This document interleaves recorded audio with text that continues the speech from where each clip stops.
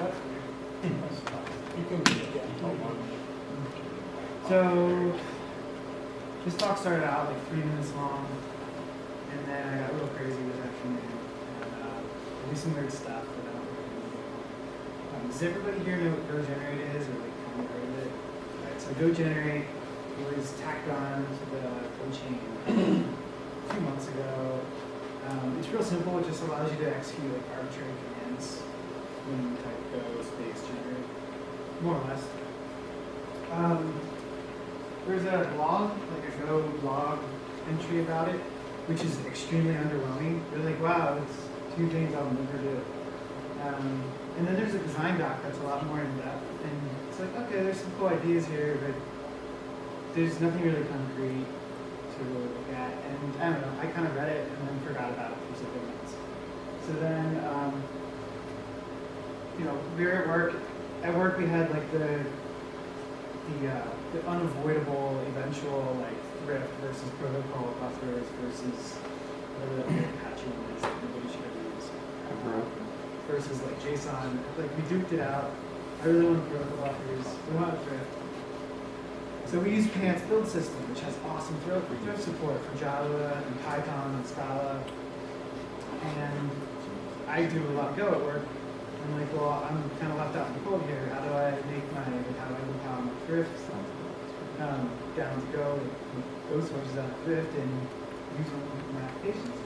And that's when I remembered GoGenerate.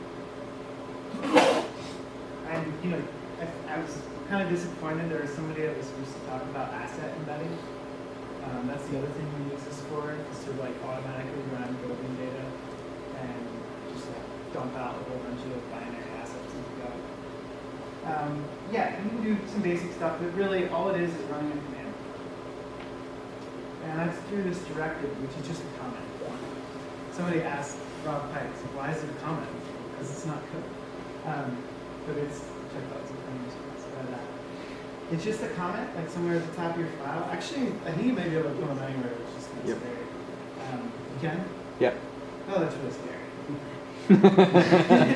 Like, you can really hide them. Files and stuff. People will be like tweeting weird stuff throughout the day. Yeah, so it's just this comment, GoGenerate. You can't have a space before it, which is really annoying because like build flags, you have to have a space before. And then there's like some other ones that say maybe, I don't know. Hopefully they figure all that out. But it's just real simple, GoGenerate command with an argument. There's also another form where you can alias a command. And you can't really insert arguments in that alias, really. It's just like command, few arguments. And then when you use that alias, you can tack a few more arguments on. And going back to that, I didn't put the example in, but the example on the blog is about defining the gap command. You go to full gap, whatever. The alias can be kind of useful later on. So there's a few weird odds and ends. They recommend that you put generating files and sources in source control, which it's kind of like, well, if you're going to generate this stuff, why am I checking it in? But I think it's kind of valid because what if your guy doesn't have built-in data installed or the next person comes along? One thing we do to get around that is we run GoGenerate on like our test build server. Checking code. It runs GoGenerate, and then there's a diff. It's like something's wrong. And then one thing that's really useful that you'll probably want to know is this generate build flag will keep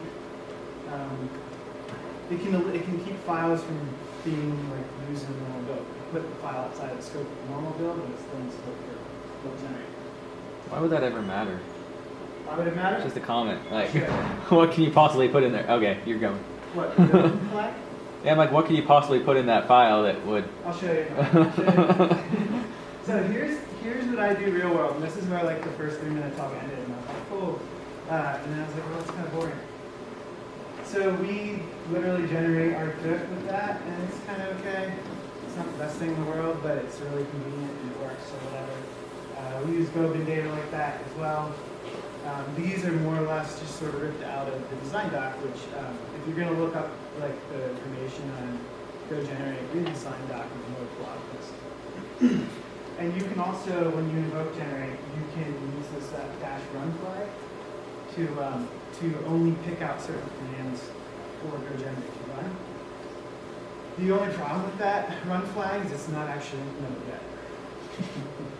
Hopefully go 1.5. I lost like a whole after that. So here's where I was like, let me like tinker with something really crazy this afternoon in about an hour. Don't do this at home. Maybe if you see me like next month, ask me what my opinion is then. But so code generation. People complain bitterly about generics or like C++ templates. So I was like, well, how hard would it be to like just crack something together real quick and see what happens? So I did it.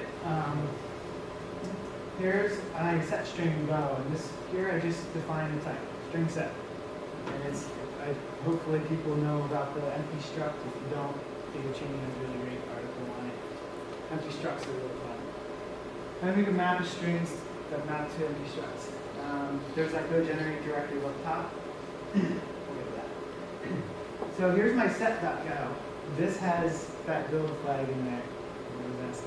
Because you don't actually want to compile this, because it won't compile, because type doesn't exist. But I wrote a file, and all this stuff is, I put it on GitHub. It actually works. If you want to check it out. And then here's that gen.sh, some ugly shell script. It uses go_func to rename type to whatever you name your container, and element type to whatever you name your element, whatever your element is. It pipes it into tail to remove the top 2 lines, which is the build. Yeah, this is really janky, right? Don't do this. Don't do this. But you get the hint, right? It actually works. Like, it generates this thing. And like I wrote a task, didn't delete it, and it works. So I don't know.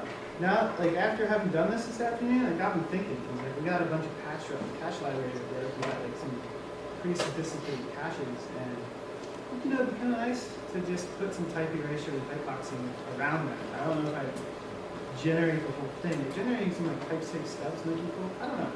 I'm still up in the air about that, but I got upset with the design doc about not really giving you anything concrete, so I tinkered with it and came up with something scary. And then there's some few complaints about regenerate. It's not declarative, like it's just a command. So like, with pants, if you guys are familiar with pants or Bazel build systems, if you're not, you should read up on them. They're pretty cool. You have to define the dependency of every build target. Everything's really explicit. And what's cool about that is if you go off and change some .thrift flag, some thrift source somewhere, you can tell, you can ask pants, like what's every target in the entire source code and source base that directly or transitively hits this target, and then you can build all of those and make sure nothing breaks. Obviously with go generate, you can't do that. It's just a command. It's kind of a bummer. The run flag isn't implemented yet, which is aggravating. And it can really be any command, and apparently it can be a comment anywhere, which is really scares me a lot. It's also easier to break cross-platform stuff. Oh, I'm sure. So it's only as good as what you put in it. Yeah. So Yeah, it's also, you just reminded me of something, another gotcha. It's not actually, it runs a command, but it's not run in a shell. So if you try to do any like redirection or anything, it's not going to work. It'll be like, I can't find this file that looks like a character. That's it. So let's go generate. Be careful.